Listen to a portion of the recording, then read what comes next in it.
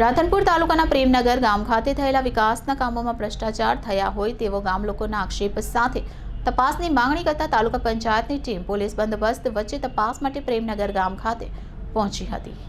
પાટણ જિલ્લાના રાધનપુર તાલુકાના પ્રેમનગર ગામે 2018 થી 2024 સુધી થયેલા વિકાસના કામોની અંદર હલકી ગુણવત્તાની કામગીરી થઈ હોય, સાથે સાથે કામની અંદર ભ્રષ્ટાચાર થયો હોય અને મંજૂર થયેલા કામો ન થયેલા હોય તેવા આક્ષેપ સાથે ગામના લોકો દ્વારા 3 મહિના અગાઉ તપાસની માંગણી કરવામાં આવી હતી। તેને ધ્યાનમાં રાખી તાલુકા પંચાયતના તાલુકા વિકાસ અધિકારીએ એક ટીમ બનાવી તપાસ અર્થે પ્રેમનગર ગામ ખાતે મોકલી હતી। તેની અંદર થયેલા કામોની તપાસ કરવામાં આવી રહી છે, સાથે સાથે રેકર્ડની પણ તપાસ કરવામાં આવી રહી છે। ગામ લોકોનો આક્ષેપ છે કે જે વિકાસની ગ્રાન્ટ આવી હતી તેની અંદરથી મોટા ભાગની ગ્રાન્ટ માત્ર કાગળ ઉપર જ વપરાયેલી છે। આ કામગીરી સાથે જોડાયેલા કોન્ટ્રાક્ટર, સરપંચ, તલાટી, મંત્રી અને મંજૂર કરનાર અધિકારી સહિતના લોકો પર ભ્રષ્ટાચારના ગામ લોકોએ આક્ષેપ લગાવ્યા હતા। યોગ્ય તપાસ થાય, સરકારશ્રીના નાણાંનો થયેલો ભ્રષ્ટાચાર બહાર આવે, ભ્રષ્ટાચાર કરનાર સામે કાયદેસરની કાર્યવાહી થાય તેવી માંગણી કરવામાં આવી હતી। લાખો રૂપિયાના કામોમાં ગેરરીતિ થઈ હોય તેવો ગામ લોકોનો આક્ષેપ છે।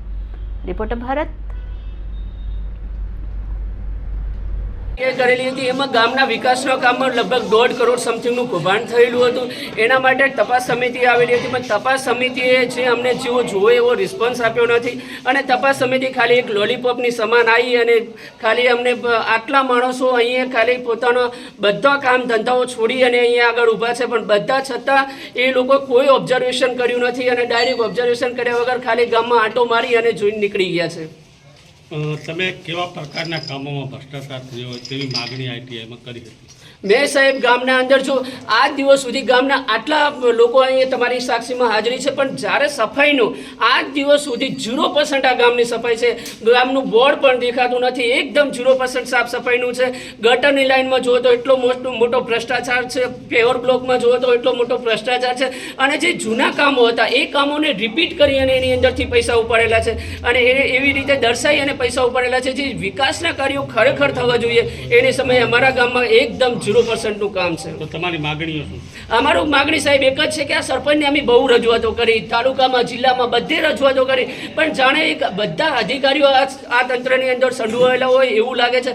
અમને વારંવાર અધિકારીઓનું પ્રેશર આવ્યું, જે રિટાયર્ડ જે અહીંથી અધિકારીઓ જે બીજી જગ્યાએ જતા રહ્યા એ લોકોએ અમને ઓફર આપી કે તમારે શું જુએ છે, કેટલા પૈસા જુએ છે, આવી અમને ઓફર આપી, પણ સાહેબ અમે અમારા આરટીઆઈ કરી છે, મેં અમારા ખિસ્સા ભરવા માટે કે અમે યુવાનોએ ખિસ્સા ભરવા માટે નથી કરી, એક ગામના હક અને અધિકાર માટેની આરટીઆઈ કરેલી છે સાહેબ।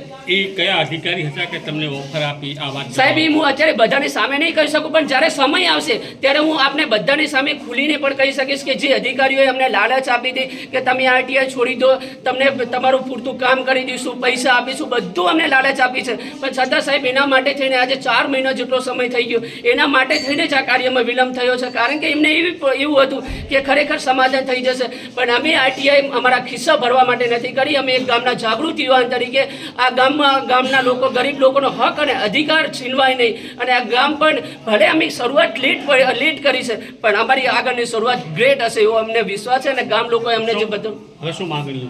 અમારી માગણી એક જ છે કે જે સરપંચને જે પોતાના યુવાનો થકી, જે ગામના આગેવાનો થકી જે સરપંચને ચૂંટ્યો, ખરેખર એને વિકાસલક્ષી જે કાર્ય કરવા જોઈએ એને વિકાસલક્ષી એક પણ કાર્ય કર્યું નથી।